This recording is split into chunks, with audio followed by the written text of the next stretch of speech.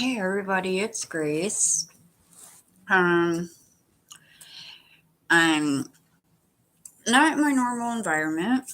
I'm in Albany, New York with my husband because he's taking a test to become a correctional officer. So he's gonna be gone for a few hours. So I'm in the hotel.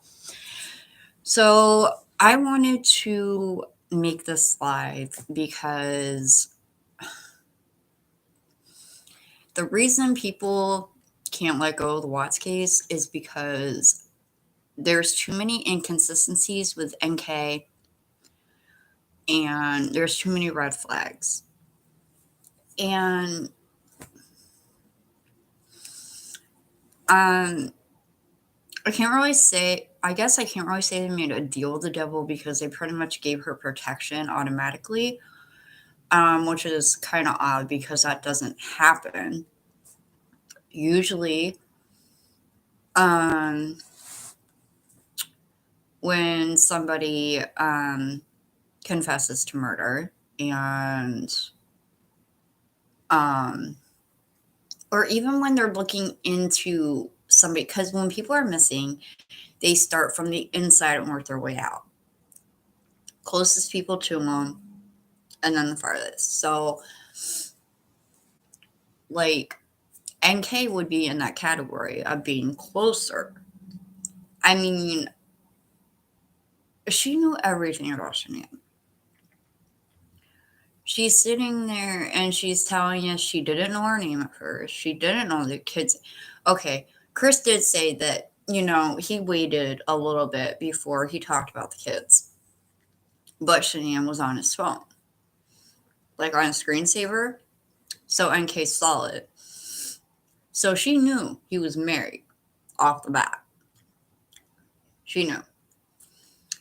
And just so everybody knows, the reason he wasn't wearing his wedding band is because he had lost so much weight that his wedding band kept falling off at work because his coworkers kept finding it and giving it to him. And like finally he just left it at home. Like it was in a safe spot. He left it at home and they were working on getting it resized. So that's why he wasn't wearing a wedding band. And everybody thinks that he was trying to pull some shady shit with the wedding band. But no, he just lost a lot of weight and that's why he wasn't wearing it. So another thing I was thinking about is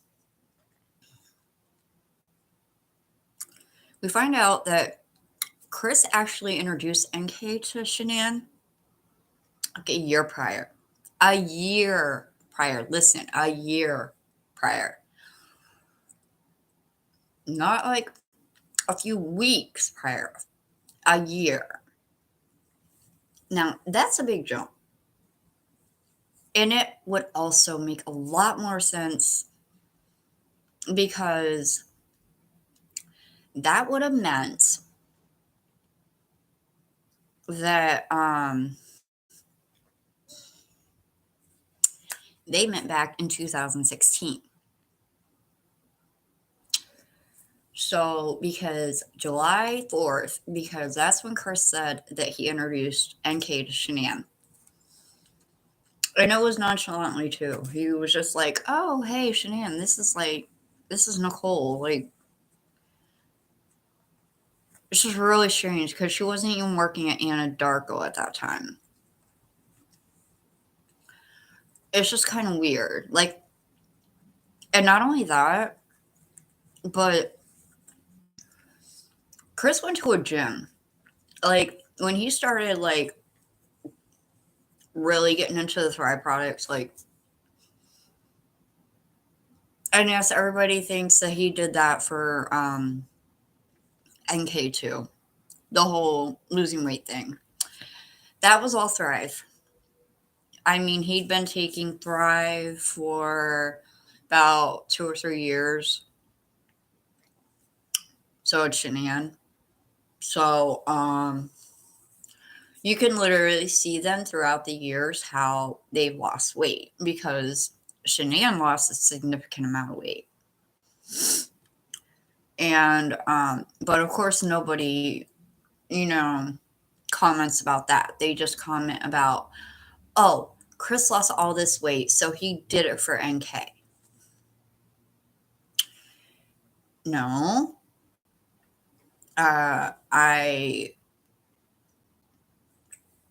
In the beginning, no. In the beginning, I was not doing it for NK. I think, do I think the Thrive made this situation happen or this tragedy happen? I don't. I have personally taken Thrive. I just couldn't afford it anymore, so I'd stop getting it. But I couldn't believe the effects that it had. Like, literally, the first day I took it, literally the first day, right off the bat, like a couple hours into it, I noticed that I wasn't having headaches. I didn't need to smoke a cigarette as much. And I had energy. Energy that I hadn't had in a while. Mind you, I'm disabled. I have MS. I have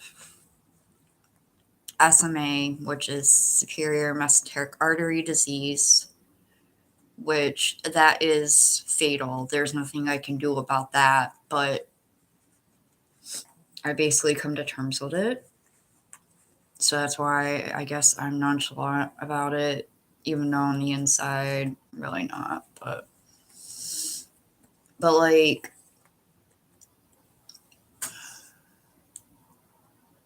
I don't know.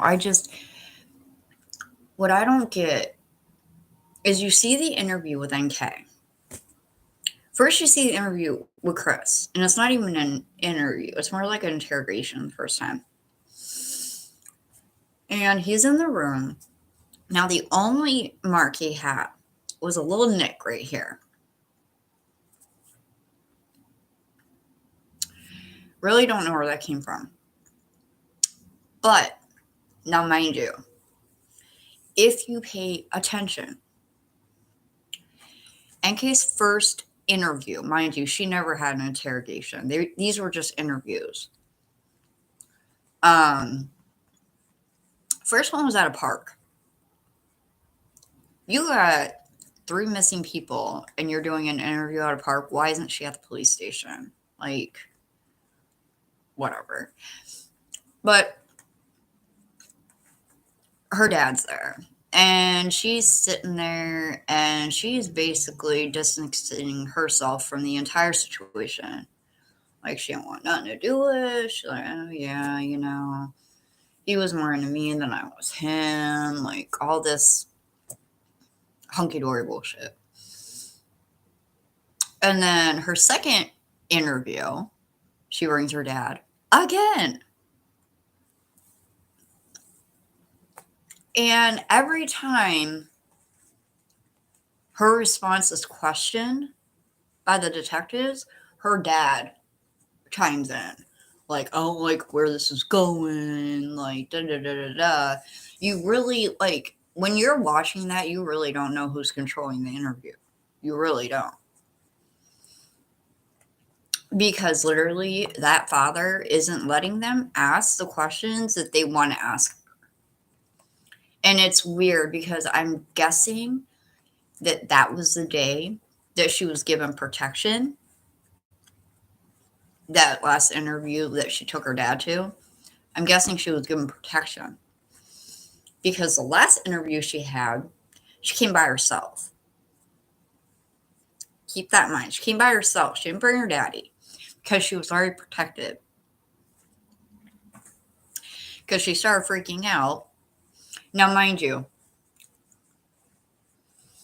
her second interview, when she has her dad in the room with her, she is giving the detectives a hard time. about giving up her phone. She's like, like, I got pictures in there and stuff like that. I really don't want you to see. And she's just like giving them all kinds of excuses. Well, for some reason, they don't take it that day. They let her go home.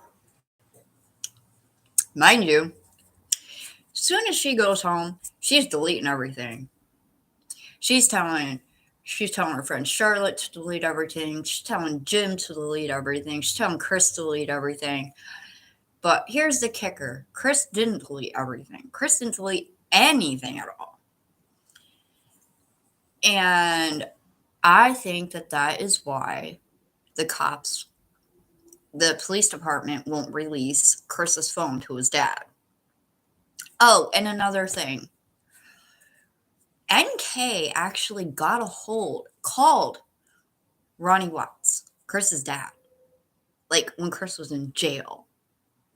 And like, she's looking Ronnie up on Facebook. So now she's like stalking his family. So what I want to know is, what did she say to Ronnie when she called him? That's what I want to know.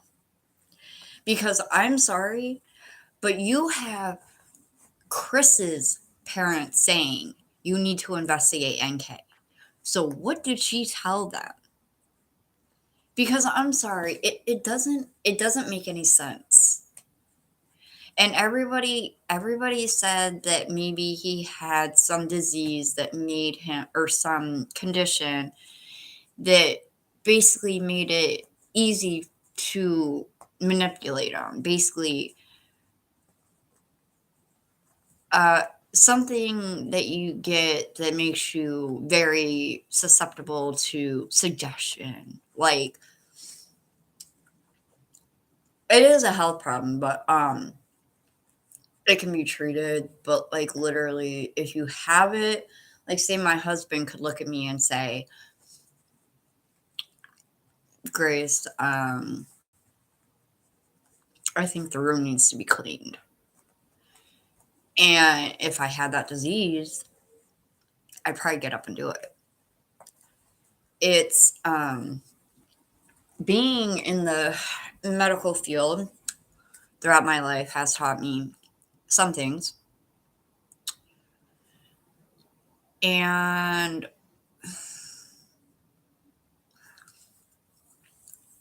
okay, so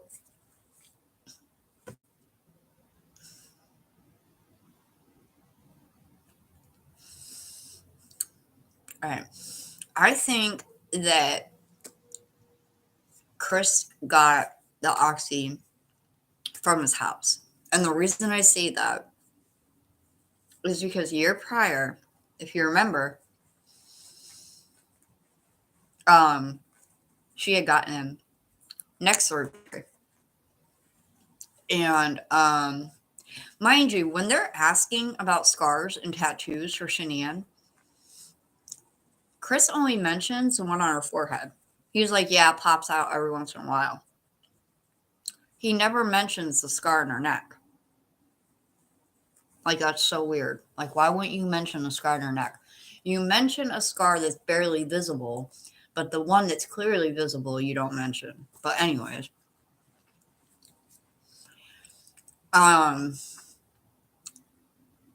NK comes in, third interview. And mind you, all these interviews, there's scratches on her face. She's all freaking covered up. And there's chunks of hair missing from her head. Like, chunks. So, I don't understand why people don't think that she's involved. And everybody said, because people at the rig, where, yes, I call it the rig, because my dad worked on those oil and gas fields too. They were called rigs. So, I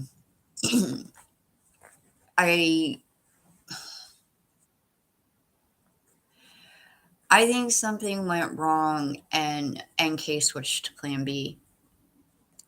And plan B did not involve Chris knowing. Because I'm sorry, but I think the reason NK wanted to know where, wanted to, like, in all the times that you have been to Chris's house, it has hit on the tower. It's pinged on the tower. It pinged that morning, or 6:15, or 6:14, or something like that.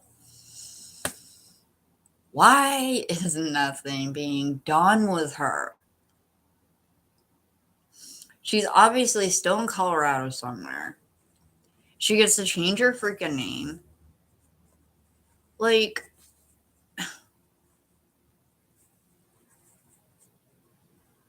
and all the Google searches for somebody who wasn't that into Chris, dang. Like, she's looking up wedding dresses. She's looking up Will Man says he leaves his wife, like be his mistress or something like that.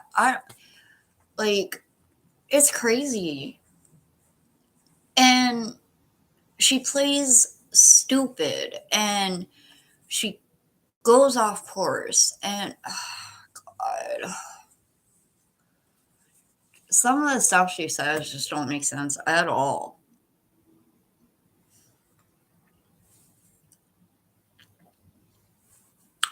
And I think the reason why that camera was taken down from the back was because, like I said, NK wasn't supposed to be there.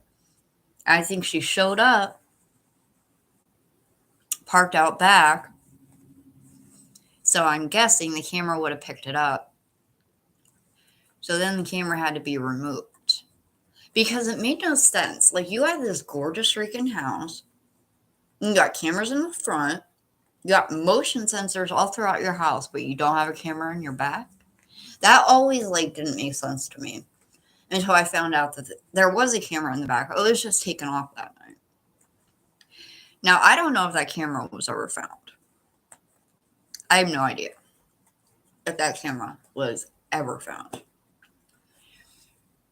But I don't know. I don't think he'd be so nonchalant to just throw things out in the open at his workplace. Like, it doesn't make sense. He had about 45 minutes before people showed up at that rig, at Survey 319. He had about 45 minutes to an hour to do all this. And come to find out, the hatches on top, yes, I know there were strands of hair. So we did really all think that they were like pushed through these holes. Come to find out, it was almost impossible because their bone, I hate to even say this, their bones would have had to have been broke for them to get in there. Their bones weren't broken. What makes them think is that somebody went out because it was an easy transfer from one oil to one tank to another because there wasn't much in it. So it would have taken probably like an hour and a half, 2 hours to get done. And I'm sorry, but Chris couldn't do that. There's no possible way he could have done that. I think what he did, because it shows him around where Shania was buried. And everybody's like, oh, yeah, he buried Shania. What I'm thinking that he was digging. I think that's what his job was. His job was to, like, dig holes and shit like that. But I don't know if he thought it was her bodies.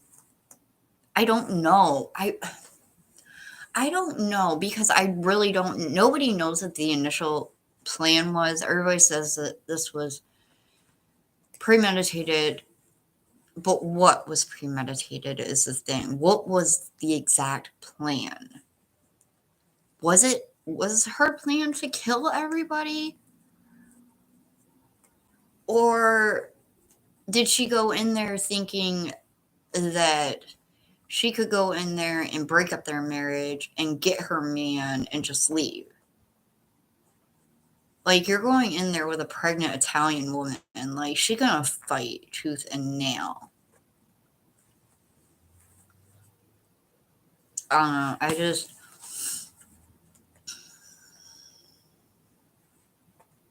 don't understand how people can get away with this shit.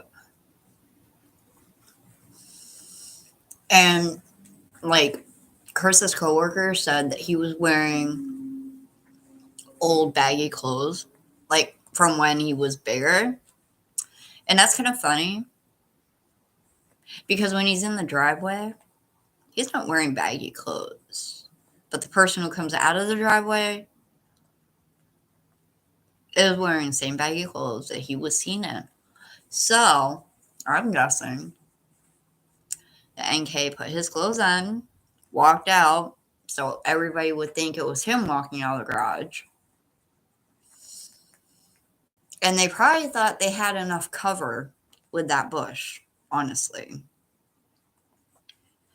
But you need to watch the body cam footage from the cops when they're at Nate's house and they're watching the footage.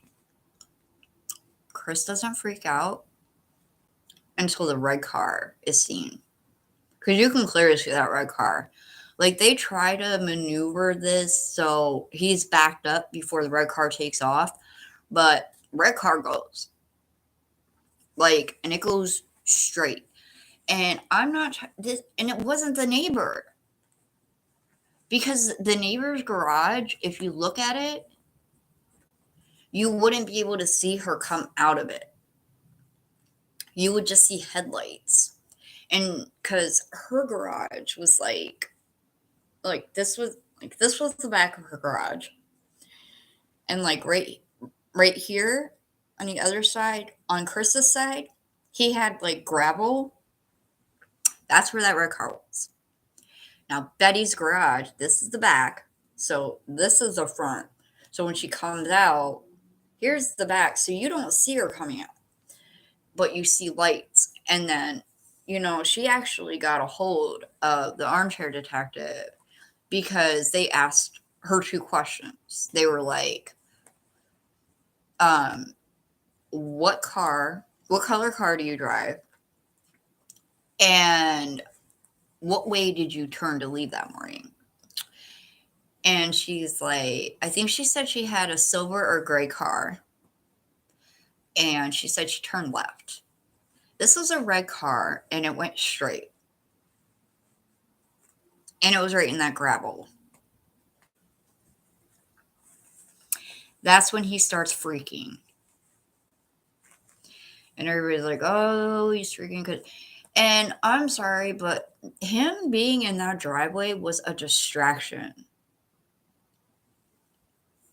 That's all it was. He was supposed to be a distraction. That's what his truck was supposed to be. That's it. That's why he's walking around this and that and everything like that, opening and shutting fucking doors because NK was in the passenger seat.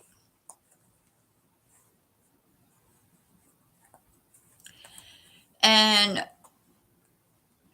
she is so quick to say, oh, I was only in the car once. Oh, I was never in the truck. Like, you sound so guilty right now. And it's annoying. It really is. And what I don't get is, okay, NK's protected, which I think is bullshit. There has to be a way they can reverse that. I know there has to be a way. But why can't they do another polygraph on Chris? Ask him specific questions. Like, I know they can, I'm pretty sure they can ask however many questions they want. I don't know. They usually only ask like 4 major ones, but you would need like 6, because you would need to specifically ask them, did you kill Shanann? Did you kill Bella? Did you kill Cece? And then ask him, did Nicole kill Shanann? Did Nicole kill Bella? Did Nicole kill Cece? And actually, if you really want to get into depth, ask, did anyone else other than you or Nicole kill Shanann, Bella, or Celeste? These are the questions that need to be asked.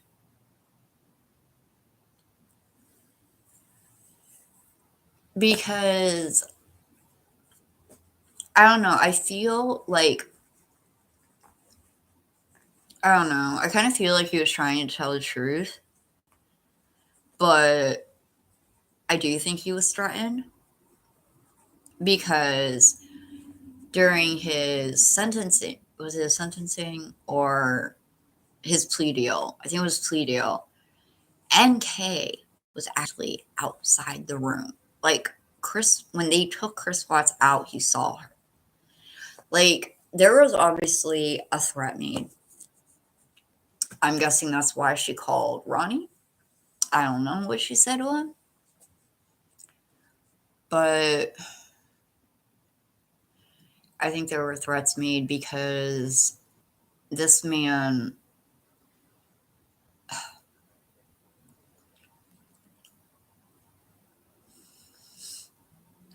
for one, when you're looking at him, when you're looking at Chris, you look at the old videos. Not that old videos, but you look at videos of Chris and Shanann. Like when Shanann's home. And then you see him on TV. And he just, I don't know, he kind of looks,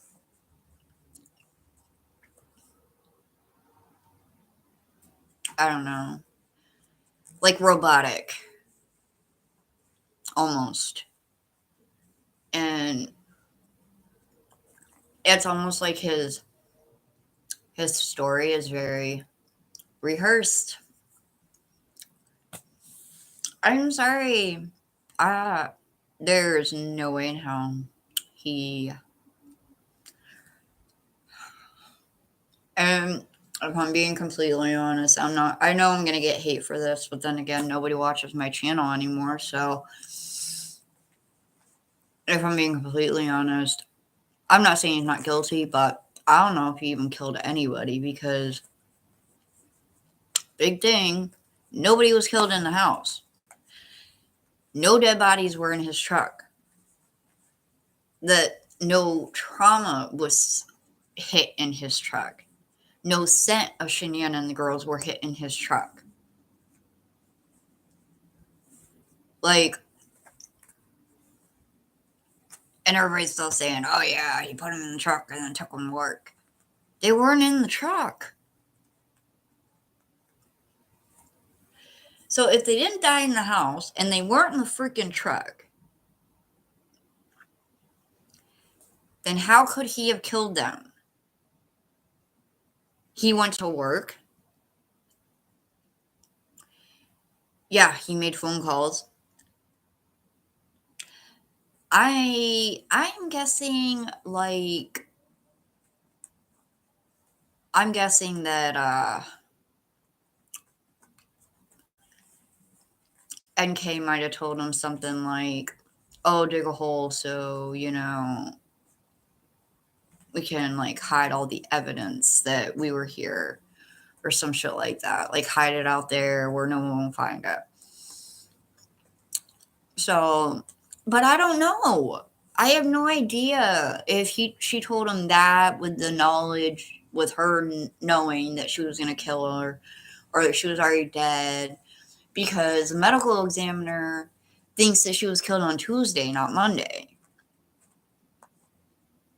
And MEs are quite accurate with that shit. Because she was, especially if it's only been like a few days, they are very accurate. Like, I think it was, I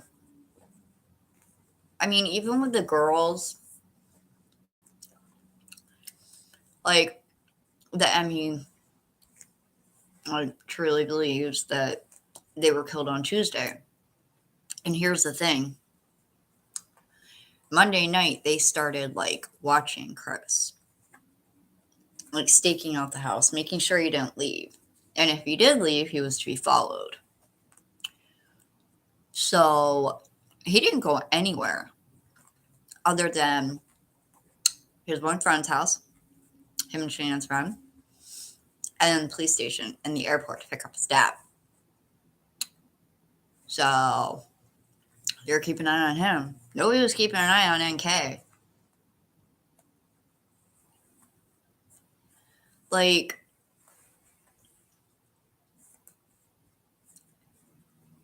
and not only that, but all the rigs had cameras. But those ones didn't work that day, supposedly. And guess what? NK was field coordinator. So she could easily shut those cameras down. And everybody says, no, she, like, was not here until, like, this time. Like, she doesn't have a fucking alibi. Her stories don't match up, and they're all over the place. Like, first, oh my gosh, oh, so many inconsistencies and red flags, man. I don't understand why she was protected. Why? Why? Why? Why? Okay, I'm going to give you a for instance. Okay, if I'm with a group of friends, and this is literally hypothetical, but if I'm with a group of friends, let's say one of my guy friends goes all psycho and kills somebody. Well, guess what? We're all going down because we were there. Guilt by association. Do they not put that in effect in Colorado? And what I don't understand is they were so in depth with everybody else. I mean, crap. All the way down to what type of pizza did Chris get the babysitter and kids? Like, it was so detailed. And, like, I don't know. Like, NK,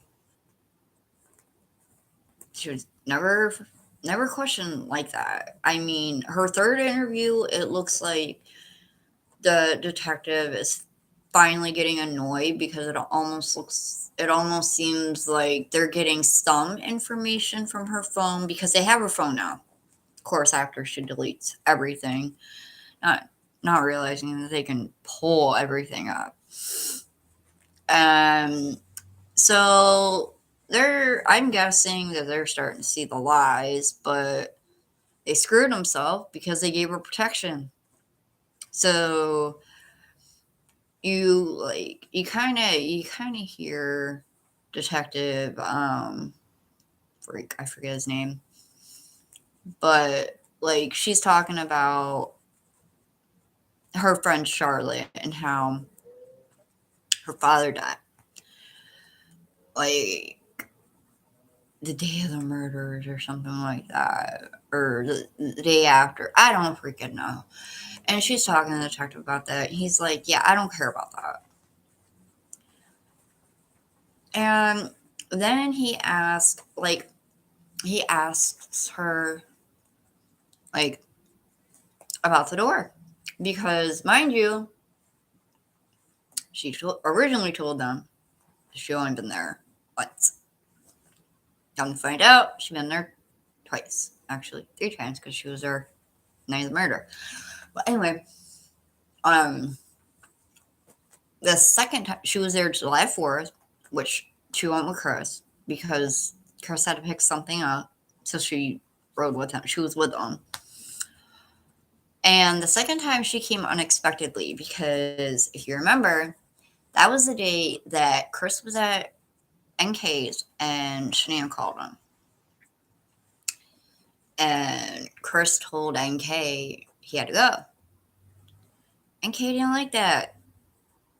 So, like, literally, this man is in his house, like, deep cleaning, like, trying to shampoo the freaking carpets. He's got all the furniture, like, against the front door. And guess who shows up? NK. And she's stupid enough. She is stupid enough to come to the front door.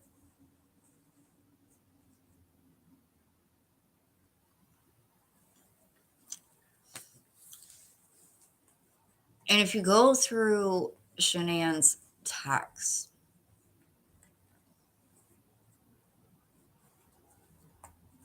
I think she caught her. Honestly. She had to have, because Chris didn't know she was coming. She has, I guess that's her MO, showing up unexpectedly. But, like, Chris had no idea she was coming. So she would have walked up to the freaking door.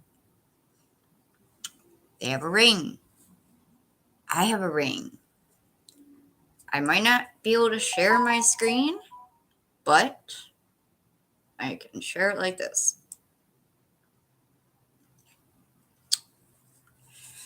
Right now, this is a live view of my front porch.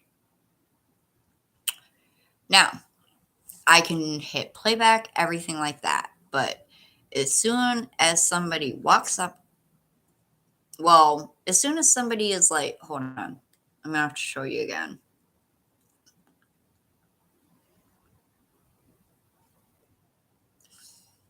I screenshotted it. I want you to look at the sidewalk, like closer to the road. The sidewalk closest to the road. Once you hit that, it'll activate. So, with that in mind,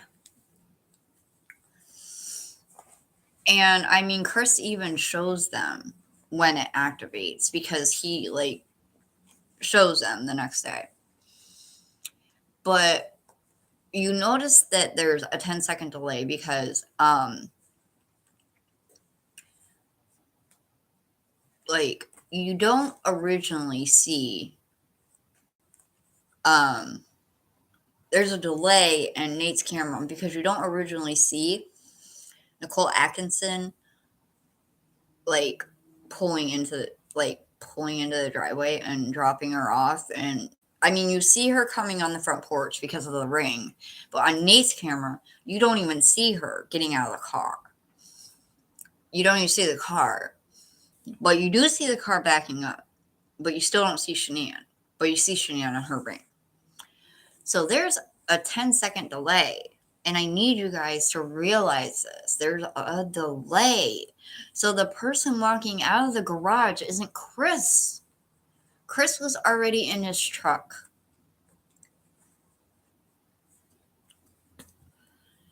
Like,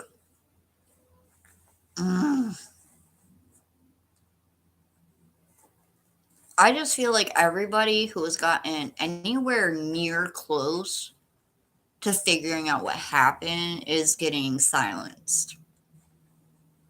Yep, I'll say it. Armchair detective, he's gone, I've heard. There's a psychic, Audrey Briggs. Oh my God. She pretty much said to a T what happened. And it made a lot of sense, too. She said that, like, there was a total of 12 people involved, but there was only 4 people in the house that night. Other than Shanann, Chris, NK, Jim, and she said there was a Hispanic woman. Now, I don't know what Charlotte looks like, but... And then she was saying that there was something in the pipes, that somebody had to look in the pipes, that they would find something.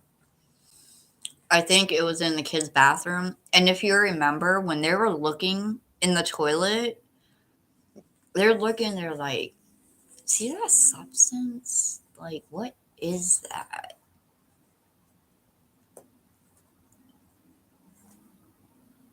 So, what is going on? Like, we thought there was only one crystal under Bella's bed. Come to find out, there's also a crystal under Cece's bed and Shanann and Chris's bed. Now, so many things are out of place. Now, you hear the cops ask Chris, does your wife make the beds in the morning? And he's like, no. That's a lie. She's OCD. She puts everything back in the same place. And that's why I hate when freaking the dogs come in and the dog owners and shit like that, and they're like, oh, this house is too clean. It's immaculate. Something's wrong. No, that's just how they were. Like, watch the videos, bitch. You'll understand that she didn't leave. Nothing was out of place. And then you see all this shit out of place. You see a book under Bella's bed next to this crystal. Like, why is there a book under the bed? Almost like there was, like, a struggle. Maybe it was kicked under the bed. I don't know. And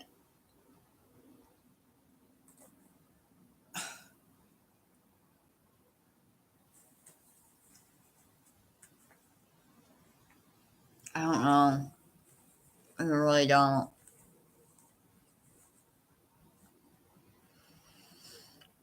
I don't know what happened that night.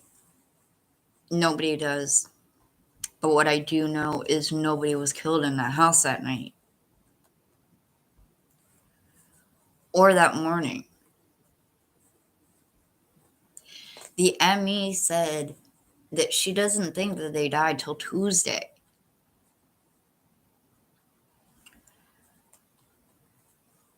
Plus, it was proven that nobody died in the house. So everybody keeps saying that people died in the house and he took out the bodies. Nobody died in the house. There was no scent in his truck of them. But I'm sure there was a scent of fucking NK. But you guys need to start talking about this in fresh eyes. Because when you start talking, like, back when we didn't know as much as we know now, then it's just like, oh yeah, he annihilated his family and threw them away like trash. But the thing is, nobody died in that house. And then he went to work. He was supposed to be the distraction. I think he had certain jobs that NK gave him to do. Because, come on.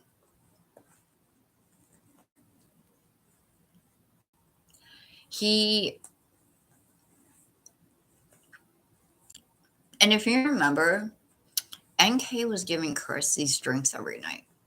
Now, mind you, he stayed every night at her house. He tells the text of this. He's like, I stayed at NK's every night when Shanann was gone. He was given these drinks.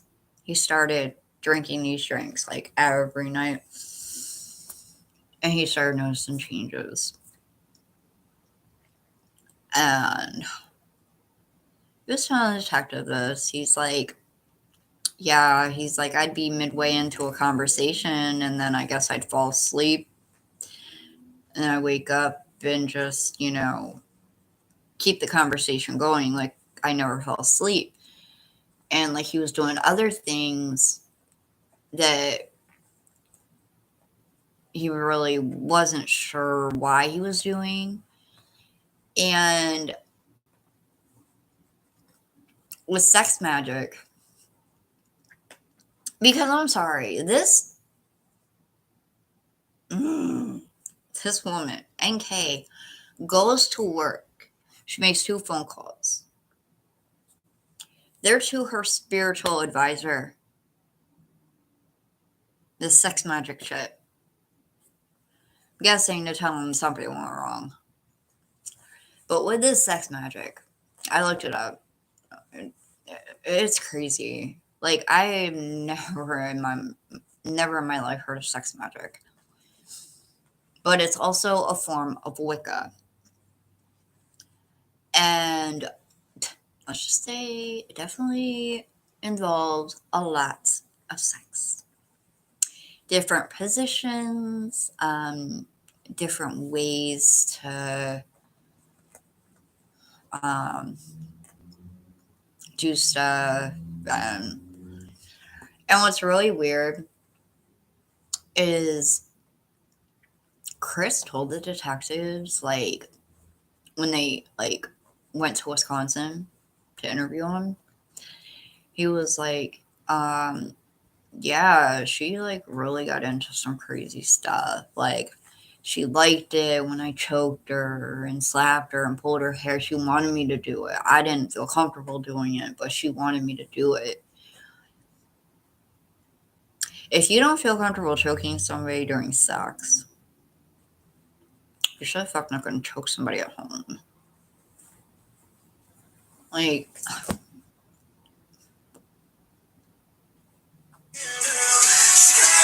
I don't think how to.